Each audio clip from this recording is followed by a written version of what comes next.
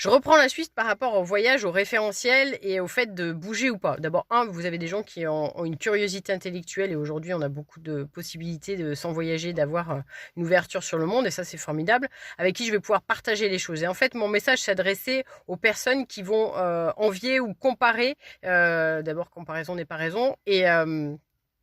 Ou qui en vit sans savoir le contexte, sans savoir comment vous allez budgéter, gérer. Donc c'est une question aussi de priorisation et de gestion. Le voyage s'adressait à ceux, et je sais très bien que vous avez compris pour la plupart, à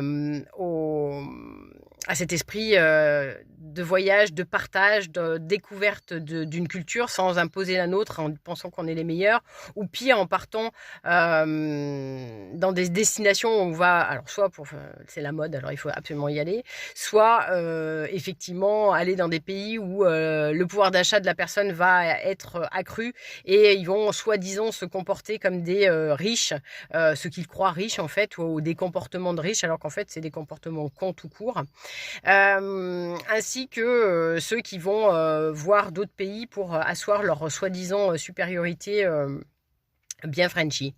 Voilà. Et donc c'est ça. C'est la priorisation, que votre référentiel et tout ce qui est important pour vous, ce qui vous motive, ce qui vous donne envie d'avancer et sur quoi vous allez mettre votre énergie, votre temps, votre argent va différer. Voilà.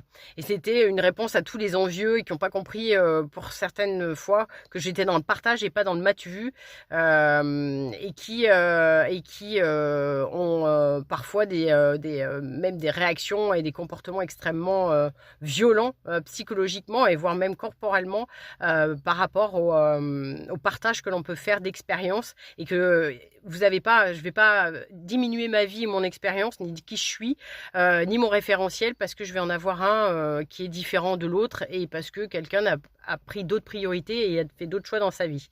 Voilà. Donc c'était ça, mais je sais pertinemment que ceux qui voyagent et qui aiment découvrir d'autres cultures avec cet esprit voyageur ont très bien compris. Ça permettait de recadrer aussi, hein, parce que de temps en temps, recadrer les gens qui vous emmerdent, ça fait du bien. Ciao, bye bye!